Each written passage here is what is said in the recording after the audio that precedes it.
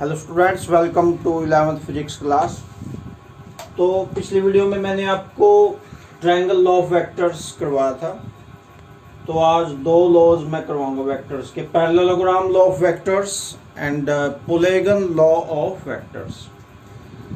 तो parallelogram law of vectors देखिए, मान लो दो वेक्टर्स हैं और वो पैरेललोग्राम की एडजेसेंट साइड से रिप्रेजेंट किए जाएं।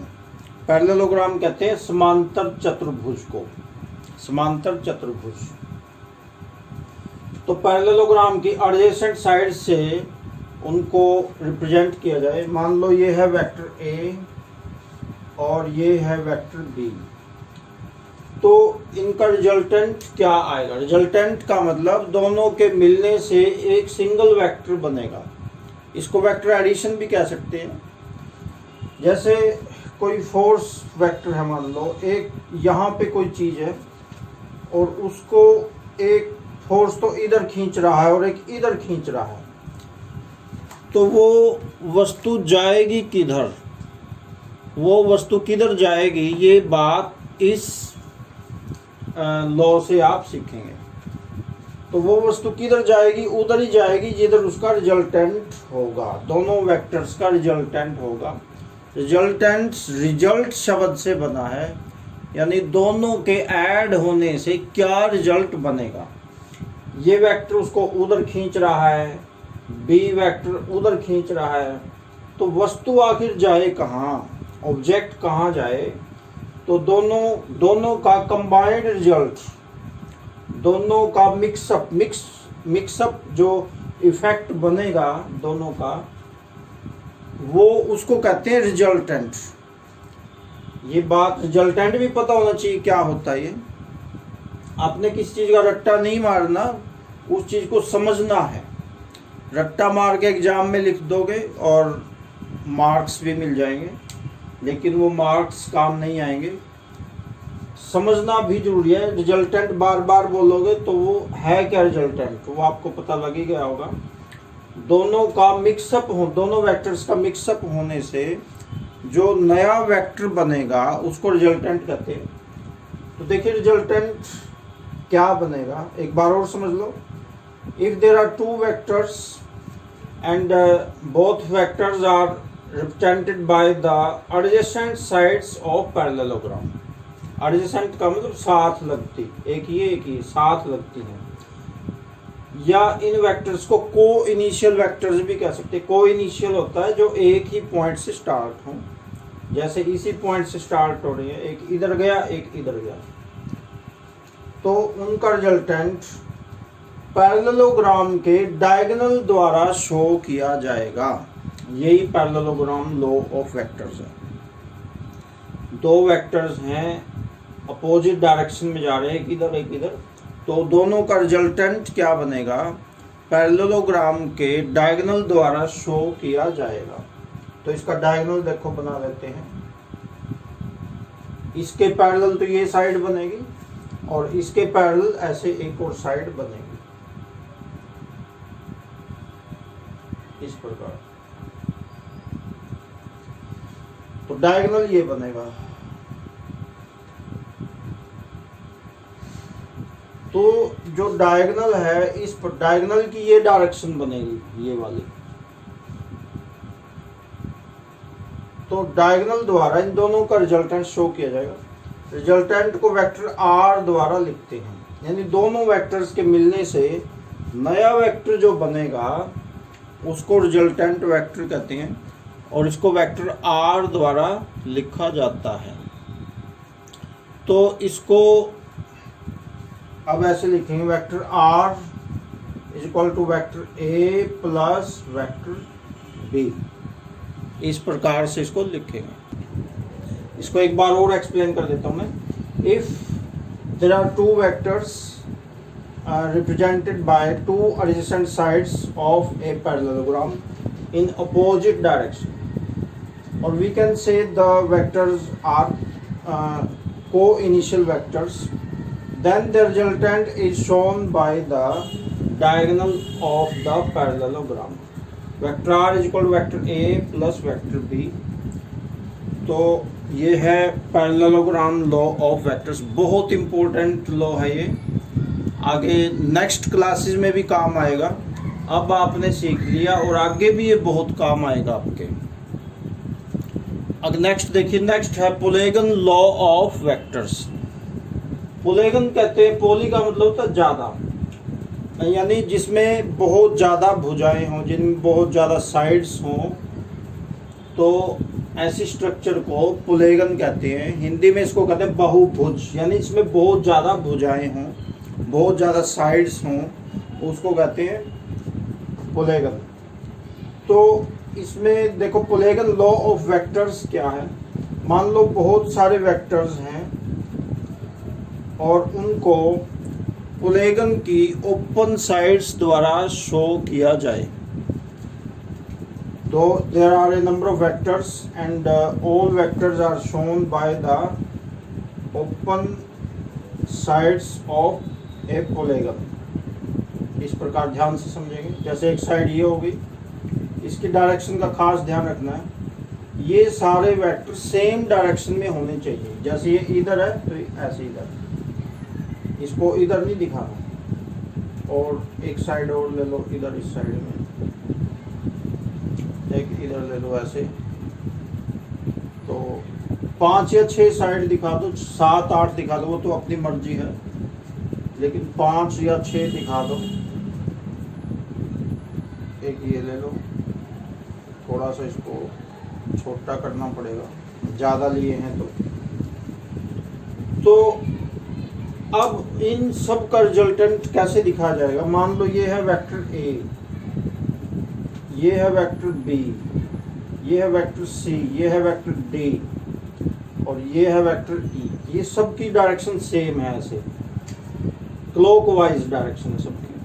वो तो अपनी इच्छा है, एंटी क्लॉकवाइज बना लो चाहे क्लॉकवाइज बना लो, वो अपनी इच्छा है। तो हमने क्लॉकवाइज डायरेक्शन बनाई है। तो इन सब का रिजल्टेंट क्या होगा, यानी सारे वेक्टर्स को जोड़ने से नया वेक्टर कौन सा बनेगा। Then the resultant is shown by the closing side of the polygon। ये आपने ध्यान से समझना है, एक बार और समझ लो।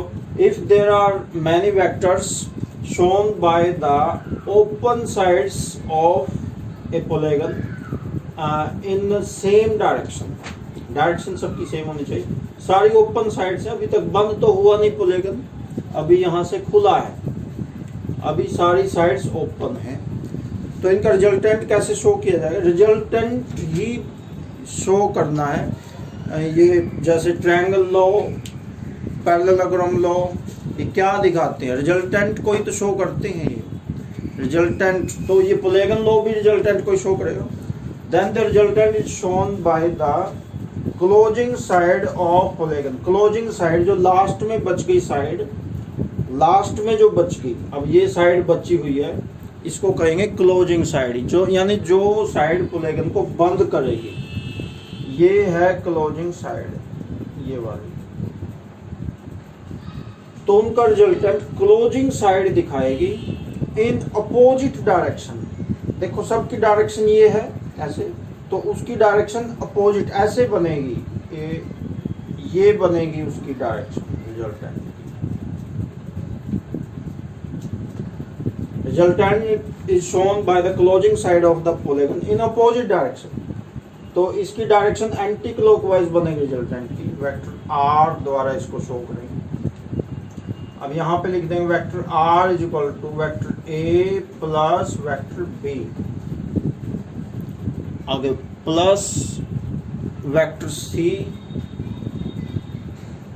Plus vector D plus vector, जितने भी हमने दिखाए, 5 दिखाए 5 लिख लो, 6 दिखाए 6 लिख लो, 4 मिनिमम 5 तो दिखाएंगे ही, 5 6 7 8 कितनी भी साइड दिखा सकते हैं। तो this is polygon law of vectors, बिल्कुल आसान है, मुश्किल नहीं है।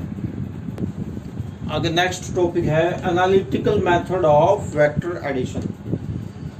तो इसको आप पैरेललोग्राम लॉ ऑफ वेक्टर में भी ले सकते हैं या अलग से भी आ सकता है एग्जाम में। तो पैरेललोग्राम लॉ ऑफ वेक्टर्स अगर ज़्यादा मार्क्स का आता है तो उसमें इसको भी साथ में आपको करना पड़ेगा, उसी पैरेललोग्राम लॉ में ही आपको ये करना पड़ेगा, अदरवाइज ये अलग अलग भी आ सकते हैं। ये मैचिंग तो बड़ी क्लासेस में खुद बनानी पड़ती है, सिर्फ टॉपिक्स को समझना है। एग्जाम में ज़रूरी नहीं है एक ही टॉपिक आए, कई कई टॉपिक्स मिला के भी एक क्वेश्चन आ सकता है, या एक टॉपिक में से कई कई क्वेश्चंस बीच बीच में से भी पूछ सकता है। तो वो एडजस्टमेंट बड़ी क्लासेस में खुद करनी पड़ती है। तो देखो उसी प्रकार से दो वेक्टर्स हैं, vector A and vector B. There are two vectors and these vectors are represented by two adjacent sides of parallelogram PQST। Parallelogram का नाम है PQST। ये नाम तो हम अपनी मर्जी से रख सकते हैं, लेकिन मैंने वही नाम रख दिए जो बुक वाले ने रखे हुए हैं, ताकि मान लो बुक में से आप टॉपिक को पढ़ेंगे तो कंफ्यूजन ना हो, इसलिए मैंने वही नाम रख दिए यहाँ पे। तो अब ये तो इस प्रकार तिरछी लाइंस हैं। तो पी क्यू जो लाइन है इसको आगे बढ़ा के और ये इस पे ये परपेंडिकुलर ड्रॉ कर दिया एस आर। एस आर है जो ये परपेंडिकुलर है। एस आर इज इस प्रकार यहाँ लिख देंगे, draw S R perpendicular to P R. P R पे एस आर परपेंडिकुलर ड्रॉ कर देंगे। तो अब इस पे ये ट्रायंगल ले लेते हैं, ये राइट एंगल ट्रायंगल है एस आर पी, ये वाली एस आर पी, ये वाली, ये पी आर एस बोल सकते हैं इसका नाम, in triangle P R S, इस ट्रायंगल में। अब ये राइट एंगल ट्रायंगल है, यहाँ पे राइट ही लिख देते हैं, in right angle triangle, in right angle लिखने का शॉर्ट तरीका है राइट एंगल्ड ट्रायंगल PRS। अब इसमें पाइथागोरस थ्योरम लगा देते हैं, by Pythagoras theorem. Pythagoras theorem आपको आती है, सबको नहीं आती है तो मैं बता देता हूँ। Hypotenuse square is equal to base square plus perpendicular square. कर्ण का वर्ग बराबर आधार का वर्ग प्लस लंब का वर्ग। जो बच्चे हिंदी मीडियम से आए हैं उनको भी मैं साथ के साथ बता दूंगा, ताकि उनको भी कोई प्रॉब्लम ना आए। अब इस ट्रायंगल में हाइपोटेन्यूज तो है PS का स्क्वायर इज इक्वल टू, अब बेस है PR का स्क्वायर प्लस परपेंडिकुलर है SR का square. Hypotenuse is equal to base, hypotenuse square is equal to base square plus perpendicular square. अब देखो यहाँ पे एंगल थीटा मान लेंगे हम। अब ये एंगल थीटा है तो ये एंगल भी थीटा ही होगा, ये एक साइड में लिख भी देना है। Angle TPQ is equal to angle SQR is equal to theta. ये एंगल TPQ ये is equal to angle SQR, ये एंगल और ये एंगल दोनों इनको थीटा मान लिया। अब आगे देखो जो PR है, ध्यान से इसमें डायग्राम में देखिए, PR है जो ये दो साइड से मिलके बना है PQ प्लस QR। PQ यहाँ तक और QR आगे, तो PR को तोड़ देंगे, रिजॉल्व कर देंगे PQ प्लस QR। तो PR की जगह लिख देंगे PQ प्लस QR, स्क्वायर यूं करो, SR स्क्वायर यूं करो। तो ये अब इसको कर देंगे,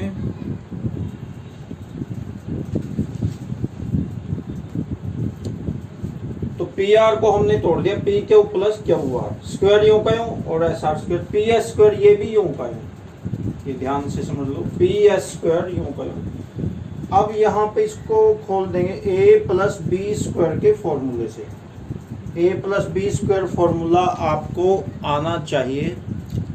नहीं आता है तो मैं अभी बता देता हूँ। ए प्लस बी स्क्वायर क्या होता है? ये होता है A square plus B square plus 2ab। ये फॉर्मूला होता है A square plus B square plus 2ab। अब क्या करेंगे, ए की जगह तो लिख देंगे पी क्यू और बी की जगह लिख देंगे Q are.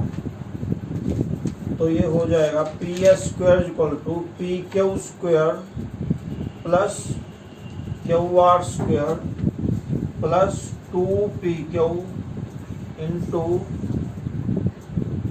Q R plus S R square यूं का यूं। इस लाइन में हमने क्या, एक एक लाइन को ध्यान से समझना है। इस लाइन में क्या किया है, A square plus B square plus 2ab, बाकी ये यूं का यूं, ये यूं का यूं, कोई चेंज नहीं किया है। तो अभी यहाँ तक ध्यान से देख लो, फिर मैं मिटे के इसको ऊपर लिखूंगा क्योंकि नीचे बोर्ड में स्पेस खत्म हो चुका है। इसको अभी आप ध्यान से देख सकते हैं। आगे नेक्स्ट देखिए, ये वाली छोटी सी ट्रायंगल देखो, S R Q. S R Q पे फोकस में कर देता हूँ। ये वाली छोटी सी ट्रायंगल,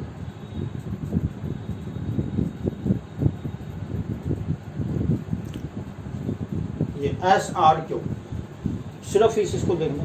तो ये भी राइट एंगल ट्रायंगल है, इसमें भी पाइथागोरस लगा सकते हैं। इसमें कैसे लगाएंगे, हाइपोटेन्यूज है इसका S Q, base Q R और परपेंडिकुलर एस आर। तो S Q square plus Q R square plus S R square बन जाएगा। लेकिन हमें इसमें चाहिए एस आर स्क्वायर, ये वाला चाहिए एस आर स्क्वायर, ध्यान से समझना है। एस आर स्क्वायर चाहिए तो परपेंडिकुलर हो गया ये। तो परपेंडिकुलर का स्क्वायर होता है हाइपोटेन्यूज स्क्वायर माइनस बेस का स्क्वायर। ये पाइथागोरस में ये भी आता है।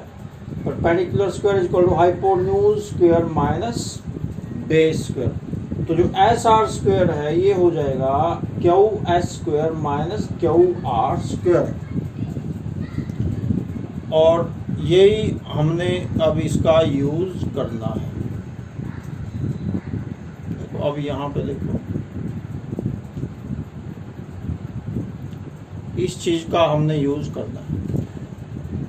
तो अब जो ये नीचे वाले जो इक्वेशन थी, इसमें हम क्या करेंगे, पी के स्क्वायर यूं का यूं plus Q R square plus 2 Q R. S R square की जगह हम लिख देंगे Q S square minus Q R square.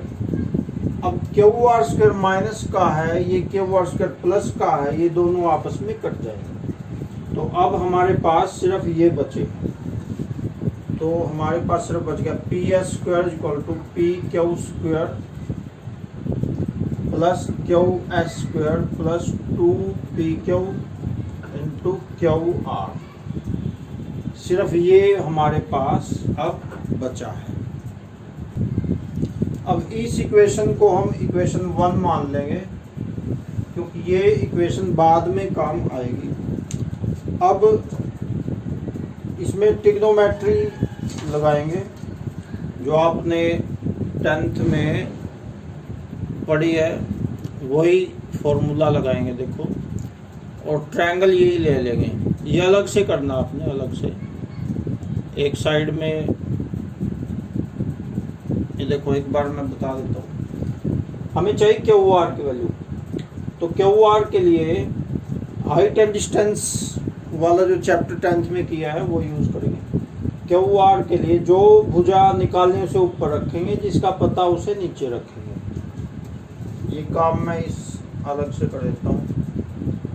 Q R upon Q S equal to, अब देखो कौन सा थीटा बनेगा, base upon hypotenuse. Base upon hypotenuse होता है कोस थीटा। याद करो 10th क्लास, पंडित भद्री प्रसाद वाला। Base upon base upon hypotenuse ये होता है कोस थीटा। देखो ये बेस, ये hypotenuse, base upon hypotenuse, Q R upon Q S, ये होता है cos थीटा। अब क्यू एस की जगह हम लिख देंगे, Q R upon Q S की जगह लिख देंगे B, vector B equal to cos theta. Q R, ये देखो नीचे, क्यू एस की जगह लिख देंगे vector B, Q R upon vector B is equal to cos theta, ये वाला Q R upon Q S के वेक्टर बी लिखा। अब ये जो वेक्टर बी बटे में है उधर जाके मल्टीप्लाई हो जाएगा, तो ये बन जाएगा Q R is equal to, एक मिनट यहाँ स्पेस कम है, मैं यहाँ लिख देता हूँ इस साइड में, Q R is equal to B cos, vector B cos theta, vector B cos theta, ये वाला Q R is equal to vector B cos theta, ये याद रखनी है क्यू आर की वैल्यू। अब क्यू आर की ये वैल्यू इक्वेशन 1 में पुट करेंगे, ये ध्यान रखना है, putting value of Q R in equation 1। अब देखिए इसका लास्ट आने वाला है। अब देखो पी एस की जगह लिख देंगे वेक्टर आर, ये इसमें से ट्रायंगल में से देख के देखो, एक मिनट मैं थोड़ा फोकस कर देता हूँ, ये देखो डायग्राम, पी एस की जगह लिख देंगे वेक्टर आर, जो जो उसमें है वही लिख देंगे, पी एस की जगह वेक्टर आर लिख दिया, पी क्यू की जगह लिख देंगे वेक्टर ए, पी क्यू की जगह वेक्टर ए, जो जो डायग्राम में है ट्रायंगल में है वो उसकी जगह वो लिखते जाएंगे। और क्यू एस की जगह लिख देंगे वेक्टर बी, क्यू एस की जगह लिख देंगे vector B plus 2, P Q की जगह वेक्टर ए, और क्यू आर की जगह लिख दिया वेक्टर बी कॉस थीटा।